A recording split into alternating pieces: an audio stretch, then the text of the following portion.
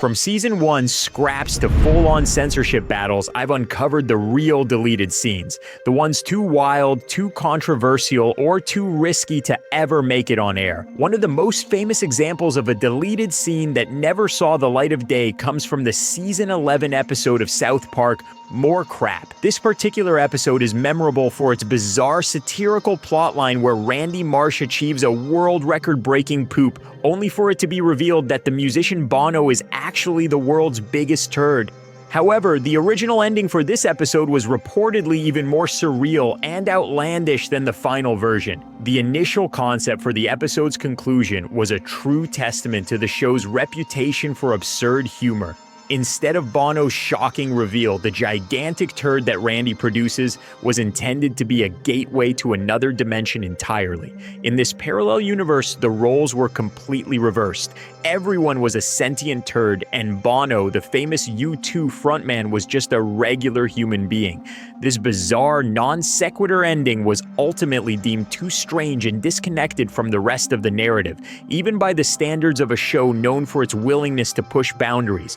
The show's creators, Trey Parker and Matt Stone, ultimately opted for the more grounded punchline of Bono being the world's biggest turd. While this joke is still undeniably ridiculous, it provided a more direct and arguably more coherent conclusion to the episode's central theme of celebrity and obsession. The decision to cut the multi-dimensional turd world ending speaks to a fascinating aspect of the creative process. Sometimes, even for a show as anarchic as South Park, a degree of internal logic, no matter how warped, is necessary to land the punchline effectively. The final, more focused joke about Bono, while still insane, felt more connected to the rest of the episode, proving that even in a world of talking feces, there are limits to how far you can stretch the surreal. The process of creating animated comedy often involves a delicate balance between storytelling, humor, and time constraints, leading to a wealth of material that never makes it to the final cut. One of the most talked about deleted scenes comes from the fan-favorite episode, Casa Bonita. This episode is a masterclass in escalating high-stakes comedy, driven by Cartman's increasingly sociopathic plot to get to Kyle's birthday party by trapping Butters in a fallout shelter. The frantic race against time that unfolds is what makes the episode so compelling, but it was originally conceived with a much more elaborate subplot. According to the show's creators, there was a whole B-plot centered around Butters' attempts to escape the bunker. Instead of simply being stuck and oblivious to his predicament, he was supposed to have a series of misadventures. Believing the fallout shelter, which was a painstakingly crafted replica of the Casa Bonita restaurant, was the real thing. This meant Butters would have encountered fake waiters, tried to order food from a non-existent kitchen, and navigated the bizarre simulated environment.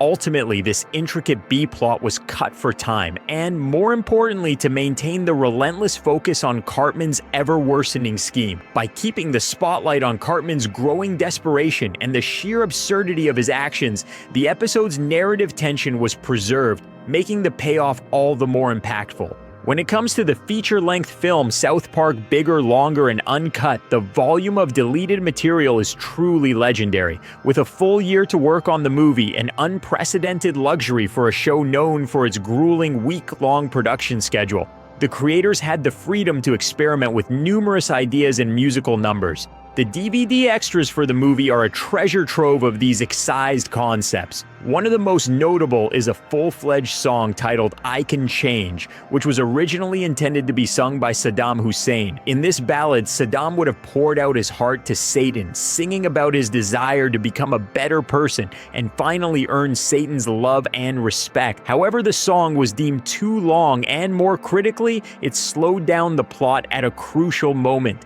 The narrative needed to maintain its momentum as the characters prepared for the final battle. The creators replaced it with a more concise and honestly funnier reprise of What Would Brian Boitano Do?, a punchy musical interlude that served the plot better and perfectly fit the movie's anarchic tone. The sheer amount of unused material from the film is a testament to the creative process, where even brilliant ideas sometimes have to be sacrificed for the sake of pacing and narrative cohesion. And let's not forget the character of the Mole. He was a character from the movie, a French resistance fighter who was supposed to be a bigger part of the plot. There's a whole B plot that was cut where he was supposed to lead a child army against the Americans, but it was deemed too complex and a little too dark even for them. It would have shifted the movie's focus from the kids to this new character, and they rightfully decided to keep the focus on Stan, Kyle, Cartman, and Kenny. Now let's talk about the deep cuts, the stuff that's not on a DVD, the stuff you only hear about in interviews with Trey Parker and Matt Stone. We're talking about early abandoned episodes. For example, there's the story of the lost episode from season 1. Apparently they were working on an episode called The Spirit of Christmas, a different one from the original short films. This one was supposed to be about a ghost haunting the town and the boys trying to find out what it was. The episode was reportedly scrapped after they got a new animation system and they couldn't get the episode to look right. It was a casualty of the early days of their animation process. Then there's the episode Scott Tenorman Must Die. This one is so iconic, but you have to wonder what got left on the cutting room floor. What was the first draft of Cartman's plan? Was it even more twisted? Was there a moment where he almost regretted what he did? Apparently, the original draft had Scott getting a hold of Cartman's chili and eating it, thinking he was getting revenge, only to realize he was eating his own parents. The final version with the tear, the radio, and the horrified look on Scott's face is so much more effective. The point is, the deleted scenes of South Park are not a pile of discarded footage. They are the ghost stories of the show's creative process. They are the what-ifs and the could-have-beens. They are the testament to the fact that even in a show that prides itself on being fast and loose, there's a hell of a lot of careful thought and a lot of discarded ideas. Think about the character of Towley. He was originally going to have a much bigger role in the show. He was supposed to be a recurring character who would show up in every episode and say, "Don't forget to bring a towel." But the writers quickly realized that the joke was getting old and that he was best used in small doses. So a lot of his scenes and subplots were probably cut and never seen. He's a character that was literally created to be a one-off joke that just stuck around for a little bit too long. Then there's the character of Man Bear Pig. He was originally a metaphor for global warming, but in the later seasons they brought him back and made him a real monster. You have to wonder what the original plan for him was. Was he supposed to have a whole origin story? Was he supposed to be a more serious threat? Or was he just supposed to be a one-off joke that they decided to revisit years later? The fascinating thing about South Park's deleted scenes is that they're often not just about cutting things for time. They're about refining the jokes. They're about making the characters' actions more impactful.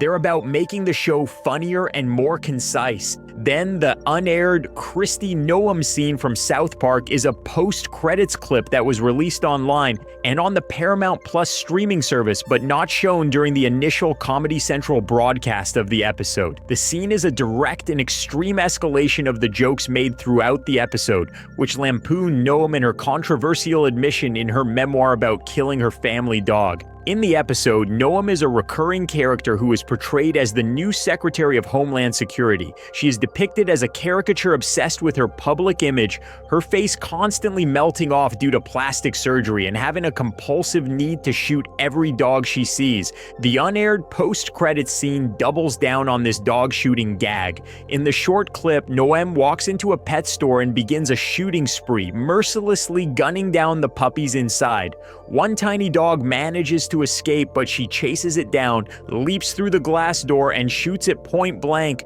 with a gruesome depiction of blood spatter. The decision to not air this scene on television but to release it online is noteworthy. It's likely that the graphic and shocking nature of the scene was considered too extreme for a linear TV broadcast, even for a show known for its dark and boundary-pushing humor. However, by releasing it on their official social media and on their streaming platform, the creators Trey Parker and Matt Stone were still able to deliver their full and uncensored comedic punch. The scene's release was accompanied by a post from the official South Park X/Twitter account with the caption, "Didn't see this on TV? Here's the Paramount Plus version of the end credits scene." This essentially highlighted the difference in content available on the streaming platform versus traditional television. This deleted scene and the episode as a whole sparked a public response from Noem herself, who called the show petty and lazy for what she perceived as a focus on her physical appearance rather than her policies. Let's take the episode Trapped in the Closet. This one caused a huge stir because of its portrayal of Scientology. The original version of the episode was even more explicit and had a lot more scenes with Tom Cruise and John Travolta. It was apparently toned down at the last minute to avoid a lawsuit. The final version is still pretty savage, but you can only imagine what the original, unedited version looked like. The deleted scenes aren't just a collection of bloopers, they're the ghost in the machine. They're the remnants of the creative chaos that makes the show so unique. They're the jokes that didn't land, the subplots that went nowhere, and the characters that were left on the cutting room floor. It's like trying to find every single discarded idea for a video game. You know they exist, you know there were